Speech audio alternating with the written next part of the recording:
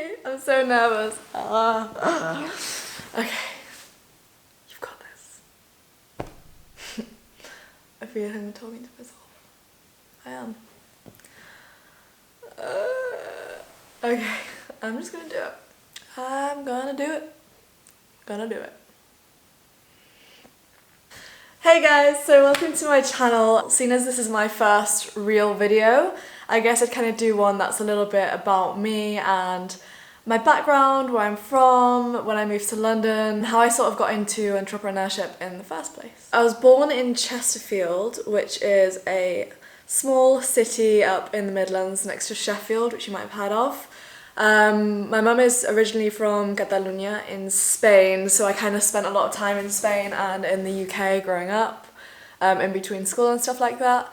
Then I actually moved to London after doing sixth form in Chesterfield in September 2016, so a couple of years ago, to study at Queen Mary. I was studying Hispanic studies and Russian, even though I kind of really wanted to study zoology, so yeah, so I basically did all my exams back home. I'm really bad at exams. Like, I just don't know what happens. I just freak out and I panic, and for some reason all the knowledge I had in my head just goes. So I'm not great at that. I ended up going to London, which is actually, I'm so glad I ended up coming down here, but it was for a completely different degree to do Hispanics and Russian. So I didn't really have my heart fully into it, I don't think, but I'll explain a little bit later on in the video. I basically just get really excited about everything, but my interest will flutter from so many different subjects super quickly, and then I'll get bored and like move on to the next thing. So I kind of thought I wanted to do languages. I convinced myself I wanted to do that degree and I wanted to get a normal job. But as soon as I started university, I just had the worst time.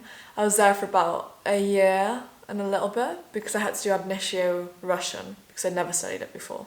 So I did ab initio year before the actual degree started, and I just don't have fun at university. It might be for some people, but I'm just not very, I don't really like having a schedule from other people telling me what to do. I'd prefer to kind of do my own thing. I'll learn what I'm passionate about, what I'm interested in, and everything else that I get told or that I read, it will just go like in one ear and out the other. So I decided to drop out of university after like a year and 2 months. I didn't last very long. And I had no idea what I wanted to do. Literally no idea. I just knew that I didn't really want to be at university. I stopped going in, like I just started sleeping a lot and like eating. I wasn't even very healthy, like I was just not happy at university. So I was like, I can't do this anymore. I don't know what I'm gonna do, but I'm just gonna drop out, because I was just super sporadic. I just dropped out. From that, I actually wrote a list down of all the jobs I've had just to put it into perspective, how much of you actually call it like a butterfly, like, you know, social butterflies, people that flutter around different things because their interest is like sparked and then they get bored and move on to the next thing. I'm such a job butterfly, like I've had so many jobs, wait, I've written them down. I'll go from before I actually moved to London. My first ever job when I was 16, I was a barmaid in a really shitty little pub. Back home, I was like the only person in there, like just like one girl during the day. Straight after sixth form, I'd go in between school to try and make as much money as I could. Most of the money was from tips because wages aren't really that great when you're young, especially in like a small pub and stuff. Then from that, I went to Frankie and Benny's to be a waitress. I think I'm the worst waitress in the world. I wouldn't want to get served by me. I'm just really, really bad. Then I went to Pandora, so the jewellery store, as a Christmas temp. I actually had quite a good time there. That's when I first kind of got into actual selling of a product to a consumer. So yeah, so I kind of learned my first taste at Pandora. It was super busy because it's obviously over the Christmas period, but I had a really good time there. And then they wanted to keep me on past that, but I got a job offer at Victoria's Secret instead, so I went over there. Victoria's Secret was in Sheffield, so it's in the neighbouring city to where I was. And luckily I could drive, so I used to drive to my shifts, and it was all over summer. I would drive to Victoria's Secret for like my 8-hour shift, and then sometimes I'd do night shifts, which were like I did like 12-hour night shifts, and then I'd be driving on the motorway at like 5 a.m. It was just great. But Victoria's Secret was probably my favourite job that I've had, just because I really, really liked the sales side there. I got really into it. I get kind of competitive, to be completely honest. So yeah, that's probably why I had a good time. And then I went to university. I moved down to London. I didn't really have a proper job through university, but I promoted for a little bit at a Mayfair club called Maddox here in London. I wasn't very good at that either. I did that for like a month or two. And then I quit university, got a job at Selfridges in Saint Laurent, in the handbags, like luxury accessories department. I did that for a few months.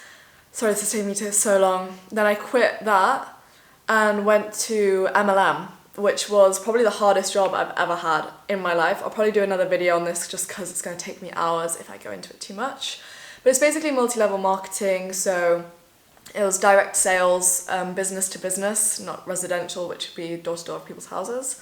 So I worked on behalf of the RSPCA and went around loads of businesses all around London. You've probably seen me if you live in London, like walking around with a blue t-shirt with like a little badge on it. But I literally went door to door to all these businesses, pitching basically for them to sign up to a direct debit for a charity.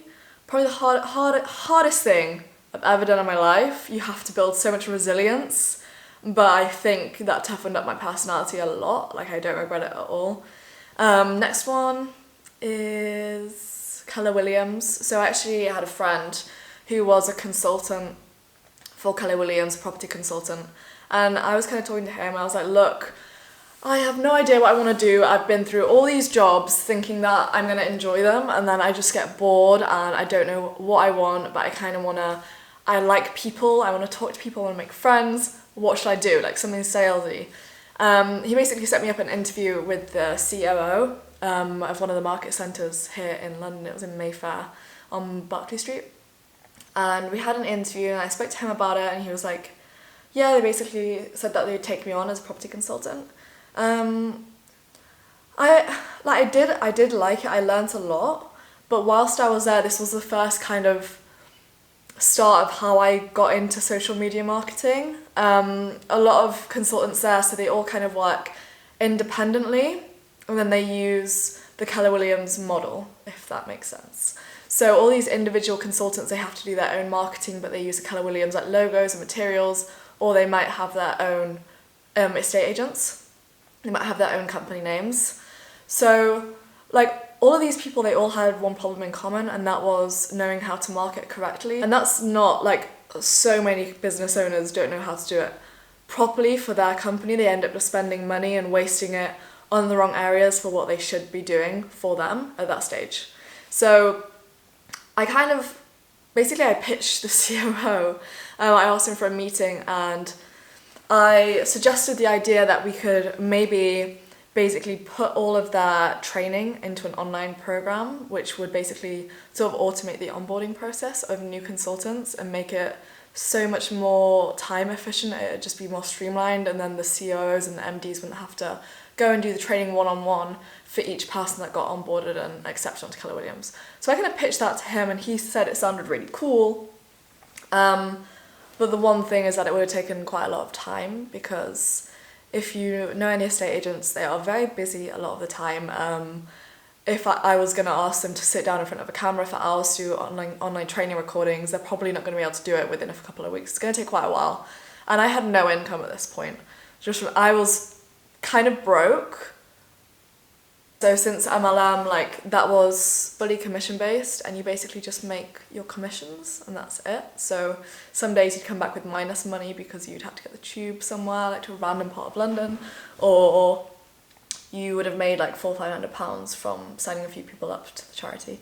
So it completely depends. That job, I was fluctuating so much, I didn't have any financial stability, so that wasn't great, which is why I moved towards property consulting. But then again, that's fully commission based, and it's quite a complex industry to learn from scratch. So I was kind of like freaking out. I stayed there for a few months, and then I was like, I just need money. I need to go get an income somewhere. So then I went into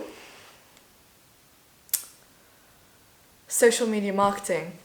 So then I went into my first social media marketing sort of job for a wedding company. It was actually a guy who my friend introduced me to, and he ended up becoming my mentor for a while. He sort of runs lots of different businesses around London, and I met up with him and pitched him an idea I had to do with, it was personality traits in entrepreneurs and in business, but it was just too complex to be able to sort of get a financial return from it anytime soon. Like all my ideas were quite, it's going to take a really long time, they could be really cool, but it's just not going to bring me money right now. So he was like, okay, cool, we can work on that on the side, but why don't you start with doing like the social media management for our Instagram, Facebook, Twitter pages for our company, like one of the wedding companies. So I started doing that. I did that for a few months. Obviously, he was just trying to give me experience, so I was kind of just stressed out. Like if you've ever not had much money, you're gonna know how it feels when you don't have, everything just becomes 10 times worse. If you've got a bit of like support and security, you can kind of fuck around a little bit with what you want to do, experiment, see what you like. But with me, I was just like in this negative spiral of stress, I can't pay rent. I moved to so many different places. I lived in like 5 different homes. Like if I might just do a timeline of, I can't even remember like where I've been living in London and what job I had at that time and how much money I was making. It was just a mess for like the past year and a half. Not been great. After that, I actually started doing loads of interviews for recruitment consulting. So I had a friend who recommended me to the lady who was head of her recruitment firm, and she sort of set me up loads of interviews with different businesses to go into recruitment consulting.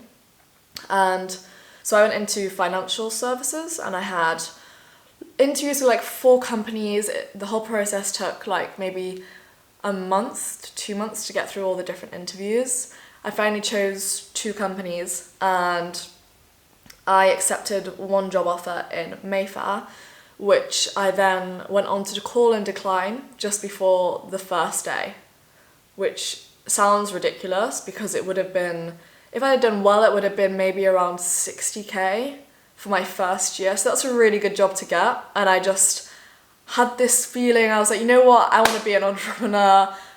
I'm not going to do a job anymore. I just need to like throw myself in the deep end and force myself into a corner to sort of do this because it's getting ridiculous. I'm not going to be happy going there. I know I'm not.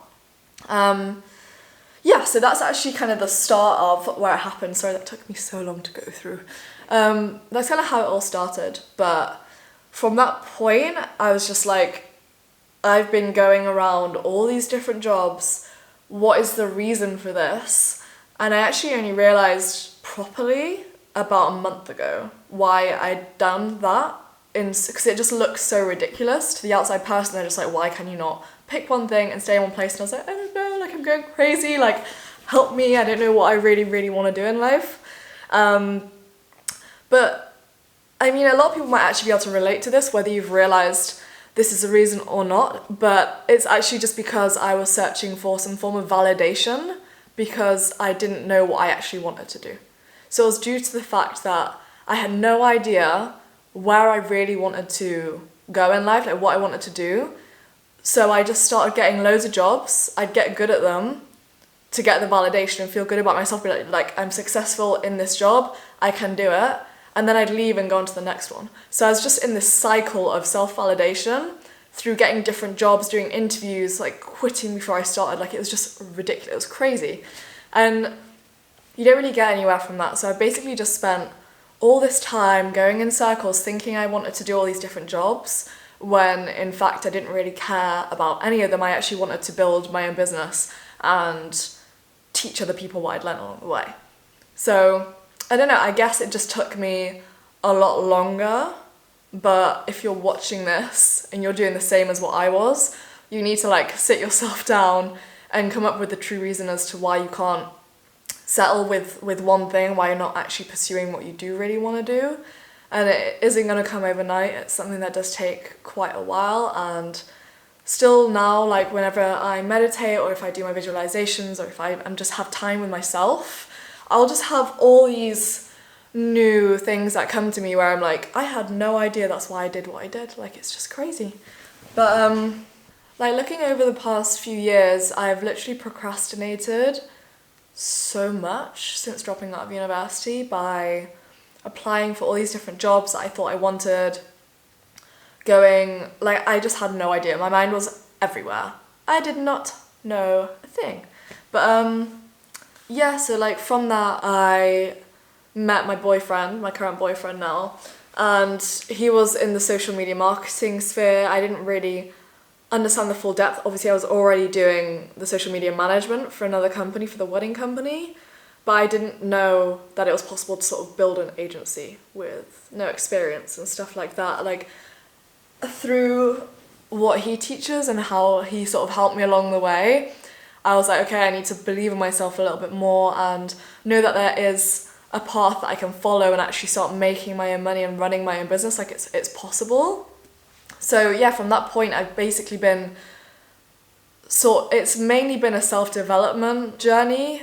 If anybody is sort of doubting themselves and the fact that they can actually build a successful business, you probably have the capability as a human being to be able to do it. It's just the fact that you don't believe in yourself.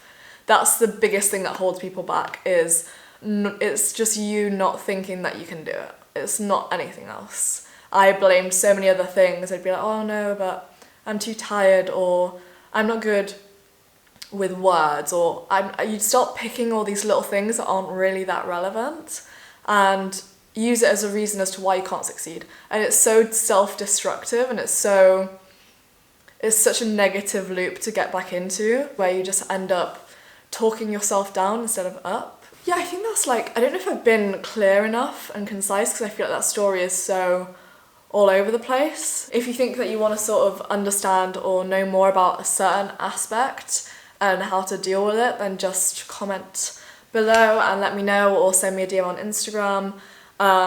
Just there's so much I want to cover and I get overly excited. I don't know how to get it all out.